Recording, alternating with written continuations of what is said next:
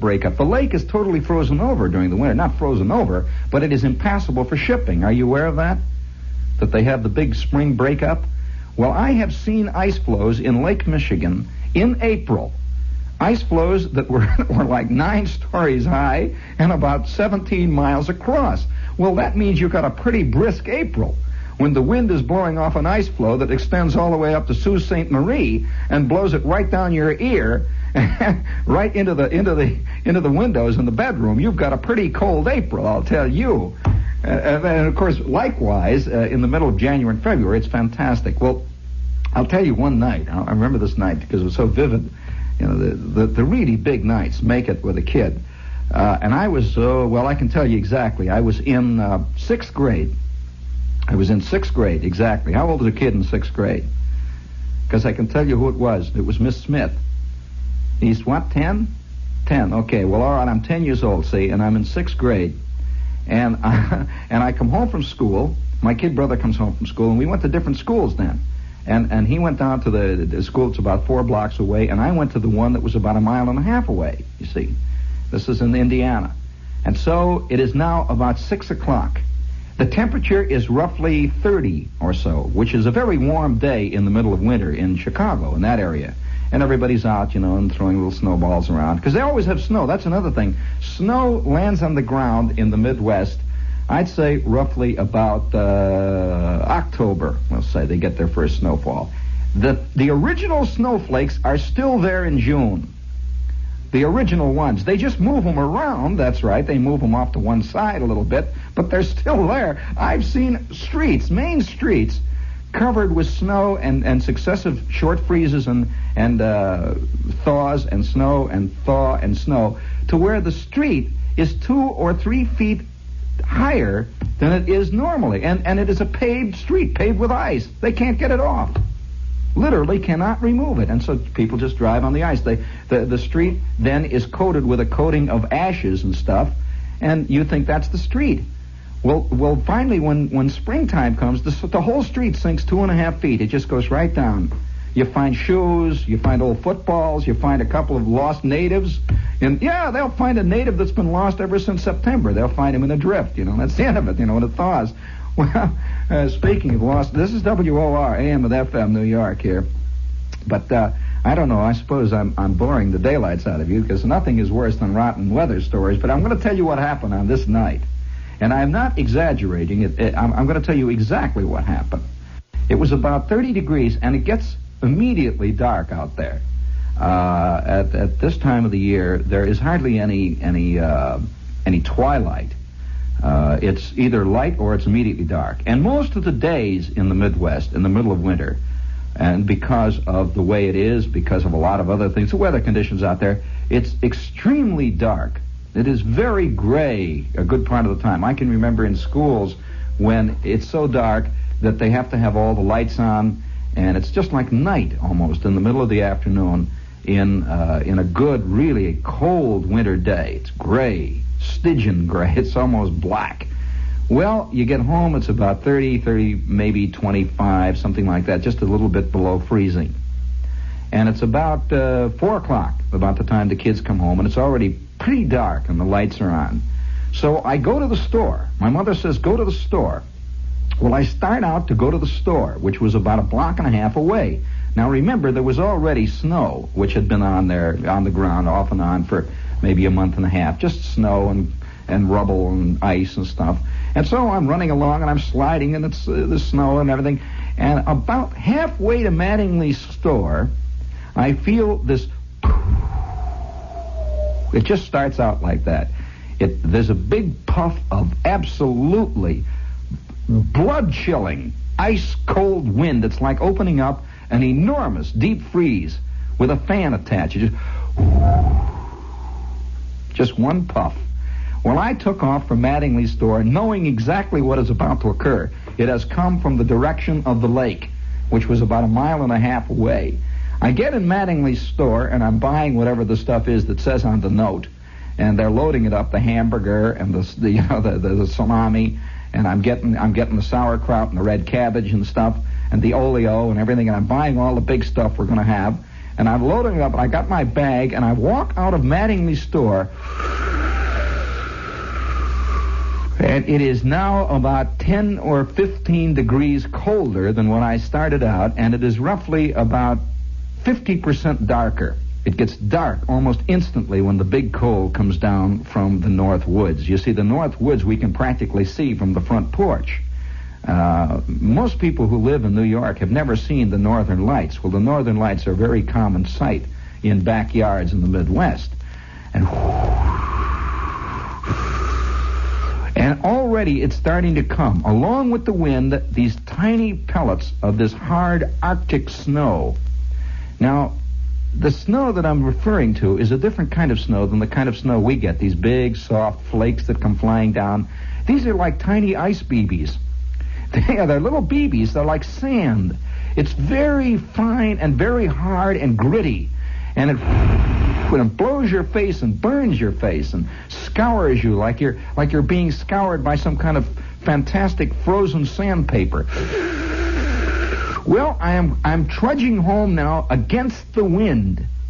And the wind is picking up. The temperature is dropping maybe a degree or two every 5 minutes. It really does drop about every 5 minutes, a degree or two, maybe 3, maybe 4. It goes down so fast. Well, I'm about halfway home. My nose is running. My eyes are watering. My mitten is lost. My mitten is gone. You know, you get a frozen mitten and it's gone, and I'm crying and yelling and hollering, and the wind is howling, and I see about 9 other kids all around. You know, Watts is struggling against the wind, and there's all the kids are coming home from the store, which was the big scene. You know, they go to the store, and you can see kids dotting the horizon. They're like lost camels in a fantastic desert. And the wind in the house looks like it's a million miles away. You can see a light, you know. Hey, whoo, and you're struggling, and the cars are going past, and every car that goes past, when it's really getting cold, you can tell, it leaves a trail of exhaust about maybe 30 or 40 feet behind it of condensation. That's really getting cold now. And I knew it was cold. Already now it must have been about 0. In the half hour that I'd been on the way to the store, it is now down to maybe 0. And going down like a rock, plummeting. You know, wind is picking up, and the wind is howling maybe 45, 50 miles an hour. Not in gusts, but in a steady icicle stream. It's like it's made of a million ice picks. Oh, woe is me. And the wires, we have these big wires above us, you know, the telephone wires are screaming. You see, all the wires here in New York are pretty well hidden, you know. Well, in towns in the Midwest, the wires are above ground, you know. They have these telephone poles, and you can hear those wires screaming like the rigging of a clipper ship. Believe me, heading into the Cameroons, the wires are whistling, and I finally get up on the front porch, and it is just insane. The house is already, immediately what happens is all the storm windows freeze up completely. You can't even see in the house. And those storm windows freeze up so hard and so fast that even the light does not show through the ice. The ice is just a thick white coat of a kind of snow. It's like the kind of stuff that you got inside the freezing compartment of your refrigerator. And I bang up, I'm cold! Open goes the door, and I topple into the living room, a solid block of ice, my galoshes clanking and my ears falling off, yelling and hollering, and the oleo is frozen solid. And believe me, the meat is, I had a hamburger, and the meat is frozen. Have you ever carried home frozen hamburger, you know? It started out dripping in red, and it's frozen. Well, I get in the house, and I'm yelling, ah! And my mother immediately takes off my sheepskin, which clanks and bangs, and I was wearing my helmet, you know, the leatherette helmet with the sheepskin inside. Well, it's the first time I have ever seen my goggles. You know, I had these goggles, these celluloid goggles on the top. Well, the celluloid goggles were frozen over like windshields of cars. And there, I mean, you know, she drags me in, and there I'm standing there. I don't know, I must have had about 9 times, really, I must have, now that I think back on it, because I hurt for about a week after it, I must have had at least 5 different places that were badly frostbitten. But in those days, you were just cold. They didn't immediately call the pediatrician. or anything like that. They just rushed you into the john and poured hot water on you, or stood you by the radiator. That's all. I stand by the radiator while I'm dripping. I'm beginning to melt. So I'm standing by the radiator, and boy, it is howling out there. The wind is booming in, and just about that time, the old man arrives home, screaming, yelling mad with the Graham Page. He has been caught with half a load of Zerone.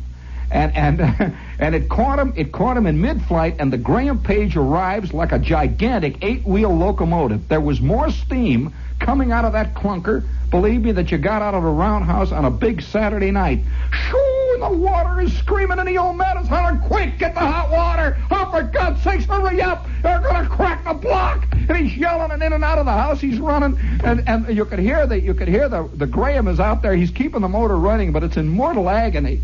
It's a death throes, and the water is screaming, and the old man is running back and forth, and he tears out of the back of the house, and he's bound for Anderson's filling station to get some Zerone, yelling and hollering, and he falls down the steps on the ice and into a snowdrift, and he's gone. And the old Graham Page is out there, and the wind is howling, and I'm standing by the radiator yelling and screaming because my ears hurt. And my kid brother is hiding under the he's hiding under the kitchen table watching and whimpering. Well, finally, it was wild. The snow started to come down. It then started to snow hell-bent for election. Excuse the expression, but it started to come in. The world was a solid white out there. It was absolutely solid white. You could just see it slanting, and the wind, carries it horizontally to the ground. And it's going in. We can hear the old Graham out. It's hitting on about 3 now. It's pumping the water out through its guts, through the back end, and it's you couldn't see anything. And my mother keeps running back and forth, pouring hot water into it, trying to save it. And she's got on her sheepskin and yelling, "Hurry up! Close the door when I go out! Hurry up!" Ah! Boom! And the door closes. She's carrying out a jug of water. Well, through the snow and the storm, you could see the old man approaching with 5 cans of Zerone. He's going to save the car.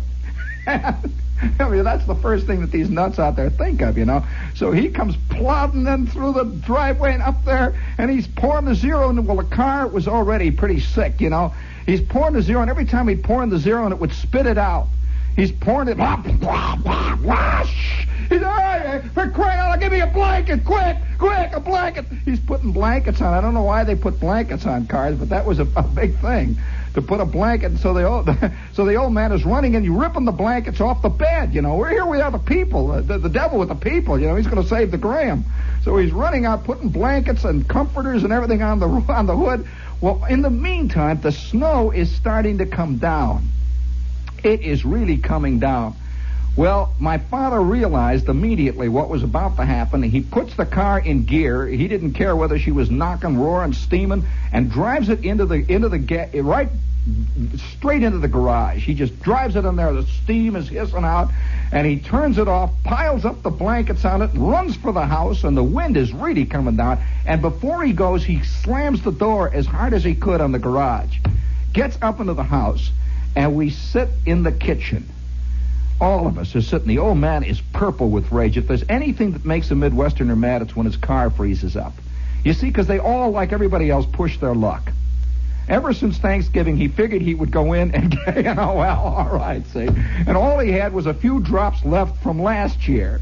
And the way the Graham used everything. This Graham Page used gaskets the way most cars use oil. He was putting a gasket in every third day, It's just a kind of car like that. It burnt everything. So he's sitting there, and of course, nobody can get madder than a guy who's mad at himself for lousing up. And he is really mad.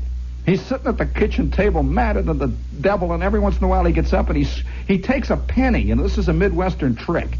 You take a penny, an ordinary penny, and you hold it on the window, the frozen window, and the penny will melt a tiny round spot. It'll make a clear peephole in a frozen-up window so you can look out. So he's got these 2 penny holes for his eyes, and he's looking out at the garage. He says, "That damn thing!" And he's looking out. Whoo, the wind is drifting it up. And by now, it's been maybe a half an hour, and my mother is serving the hamburgers. The garage is already drifted up to the eaves. It is that quick. This stuff is coming down in screaming, maniacal, bushel basketfuls from up in the North Woods somewhere, and it is bringing large chunks of the lake in with it. And it is now up to the eaves in these great, well, the garage looked like a pyramid. It just went up like that, no sides, just drifted up, and it